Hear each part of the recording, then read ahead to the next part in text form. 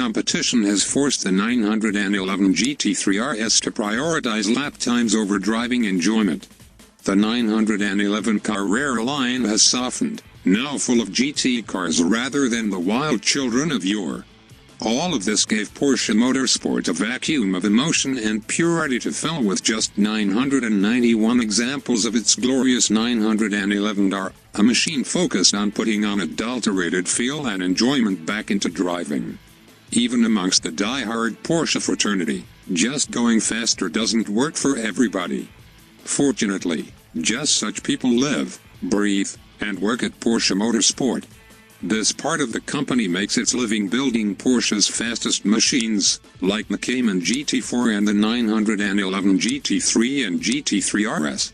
Motorsport has enough pull that when it tells Porsche's board it needs a car like the 911R, the board listens. The quickest way to turn the 911 into a driver-connected car was to pull the weight out, and the easiest way to do that was to use the 911 GT3 RS as the basis.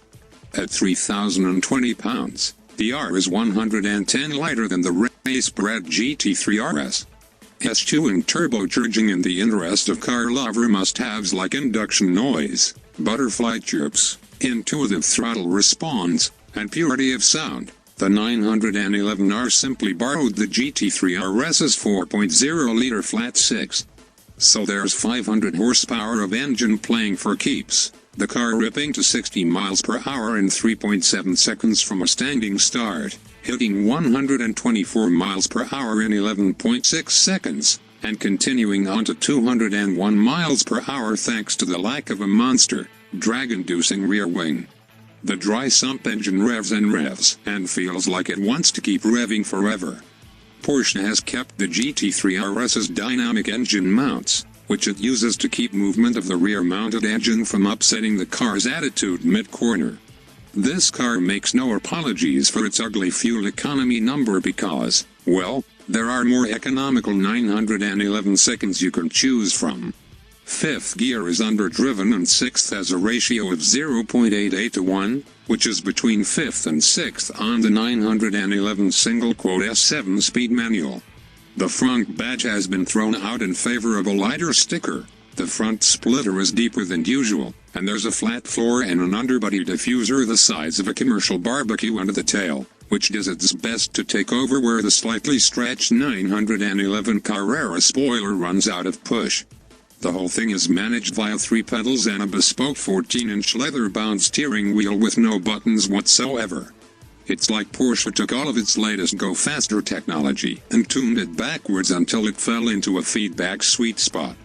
The engine cranks over with an angry gruffness and, dynamic mounts active or not, it can leave the 911R sitting there with the body rocking left and right at idle. First up is the commuting engine, which softly but strongly pushes the car around in traffic at up to 3,500 RPM, and it's surprisingly good at it. Then the engine's revving hits the man cam at 3,500 RPM or so, and it changes timbre and depth, becoming a Porsche Flat 6 of legend, full of metallic rasp and urgency, and governed by a stiff throttle spring. You find yourself shifting again and again, just for the pure fun of it. Where the GT3 RS is all glued down precision on a racetrack, the 911R's planar profile means that it moves around a lot more without feeling unstable. The 911R has a way of making sure you expect everything it's about to do.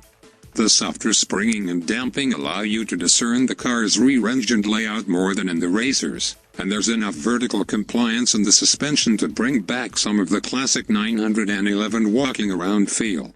While it's good, the electric power steering system isn't quite as old school, especially at low speeds where it's accurate and light but lacks that meandering quality of early 911 seconds. For tires that bite so hard, they also give a wonderful sense of progression and instill the confidence to easily bring the car back when grip runs out. Being softer makes the 911R a nicer proposition on a winding mountain pass. Almost. Nailing apexes at speed in the 911R demands more of you than in the fastest 911 seconds. Eventually, The 911R will understeer before you realize that it's so precise a tool you can drive it on the nose or the tail, or both, and you can do it all in the same long corner if you want to. You don't have to drive flat out to get enjoyment from this car, either, because the 911R immerses you in its every breathing moment, whether you're at 2000 RPM or 8000.